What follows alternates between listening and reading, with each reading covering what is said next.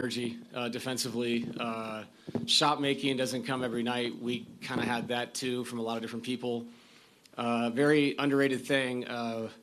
The end of Game 6, Christian made a couple threes late, and you lose that game. And you say, those weren't big shots. But for him, they were. And you saw the rhythm was better. 8 for 15, 3 for 5 from 3. Just complete team win. Aaron Gordon, 9 for 16, playing through contact in the paint. Russ, obviously the energy he brought.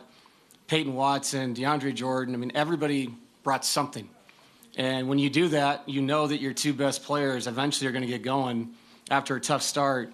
And they did. And Jamal's shot making there to kind of keep the lead where it was at, obviously, withstood any kind of run they were going to make. So really proud of the guys. Crazy series.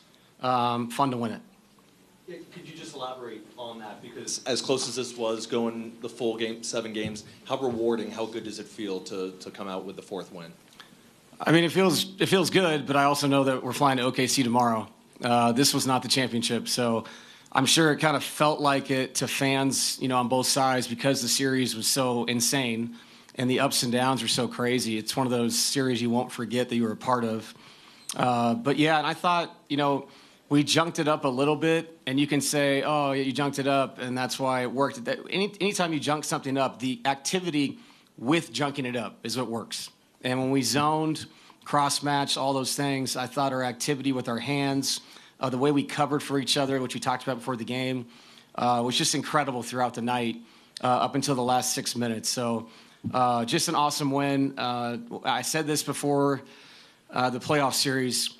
The last 3 games we won in the regular season, to give ourselves a chance to be in this building for this kind of game is a huge deal.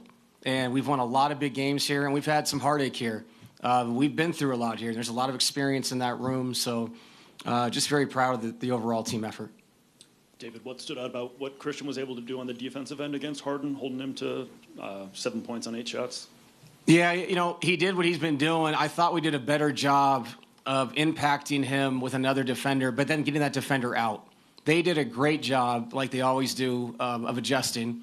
And in Game 6, we were putting 2 on the ball a lot, and they were rolling behind it, and Jones and Dunn were being aggressive, which they were not doing before that. And so they were getting paint points. They were creating offense. And so we tried to be a little more conservative once he crossed half court in coverage, but then it was on Christian to get through screens and get back in front of him, to maintain our defense. And then behind that, there's a man covering for a man, and we did a great job of that. And I thought there was a carryover from the 4th quarter of Game 6. We made that run.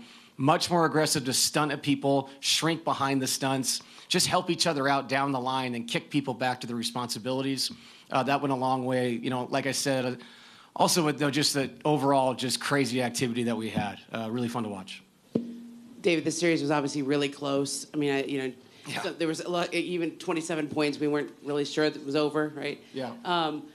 But did you sense a belief with your team the whole time that they had this in them, that they would come out ahead? I mean, even after a Game 6 where LA had obviously a great game there, and you had to rebound for this one.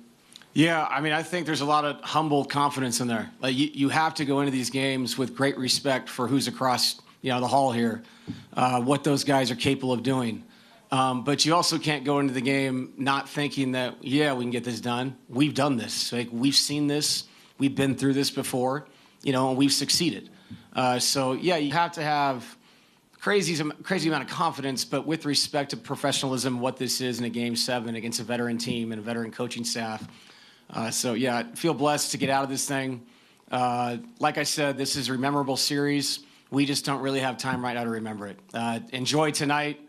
Have a glass of red wine or whatever you like doing, but we fly to OKC tomorrow.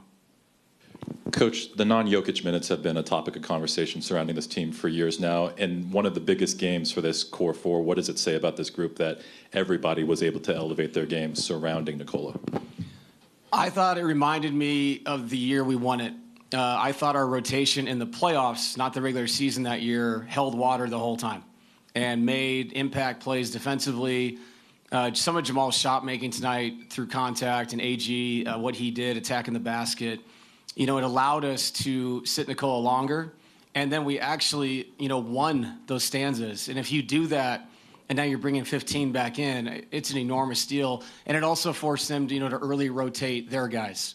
And now their guys are being pressed against minutes like we have throughout the series. So, yeah, there's so many factors to that. Saving timeouts if they have to call them and I don't. There's all these little things, these variables that really matter that add up to winning a game like this. So, really cool to see everybody step up. They got real minutes, and we're going to need that, obviously, going to the next round. Coach, you've alluded to this multiple times today about the next round. What is it about Oklahoma City, just at first glance that makes them so good? And, what can you draw from that March mini-series that you guys had in OKC that you guys split with the Thunder there? Yeah, that was interesting. It is kind of a setup for a playoff series. It did feel like that. We had to adjust from one day to the next. The second game was very different than the first. I'll say this about them. They're the best team in the NBA throughout this season. And I had a really good friend the other day make me feel awful. I said, yeah, if we win this series, man, we got to play a team that's 68-14. And he said, no, man, they're 72-14. I was like, okay, that's right. Appreciate that, bro. We know what this is. Like, their defense is so impactful. They turn you over. They have great one-on-one players in depth. Very good coaching staff that sets them up for, to be the aggressive team they are on both ends. But, you got to be confident going into it. I know they've had the rest. We will be smart about it, do the best we can to keep guys off their feet. But right now, tonight, this is about the success of what this was. And this was not easy. And it took everything from everybody that played. And like I said, I don't want to overdo this. I give them so much credit. I knew coming into this, it felt like 7. And it deserved to be 7. That's what this series was. That's what it turned out to be. So just feel very blessed to come out, the victor. DA, Michael Malone used to get mad at me when I'd ask about leaving the starters in when the other team looked like they weren't.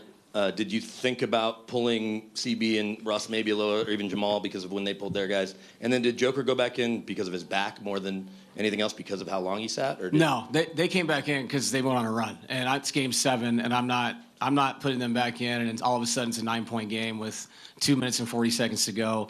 He came in, he made a jump shot, he put it back over 20. I have to agree with Coach on that. These games, they're very important, and you better win the game. So when you have a lead like that and it goes 8-0 or 10-2 just like that, and it was happening fast, we felt like we had to, rebalance ourselves. And then once the clock ran to this certain point where there's only so many possessions, math takes over in your head instead of the craziness of coaching, and you get guys out. Coach, did you have any indicators that the guys were locked in before the game? Anything in particular specific?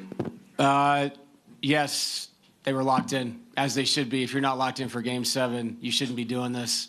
The walkthrough, the film session, there was obviously there's always a buy-in in the playoffs, but there was some extra conversation to the details of each thing. Like I said, it's not just about what's happening on the ball. It's about all the details behind it. And I thought everybody was on a string tonight, connected on both ends of the floor. And offensively, just seeing the guys shoot the ball confidently when you're open. You got to do that if you're going to win these big games. And like I said, a bunch of guys stepped up. So, just really proud of the group. David, you mentioned Joker and Jamal got off to a relatively slow start. Yes. But more than just shot making in this game, obviously went into this win. How'd you evaluate their commitment to the game plan, their effort in a Game 7 outside of that shot making? Yeah, I thought Nicola's defensive energy early he was everywhere. And his hands, he was playing, the cat and mouse, the Zubats rolling in the zone. He was all over the place, kind of an amoeba down there, taking the roller, trapping the corner. He had great activity with his feet, especially after playing, just the other day. And then Jamal, I thought we did a better job of cleaning up, some of the pressure he dealt with.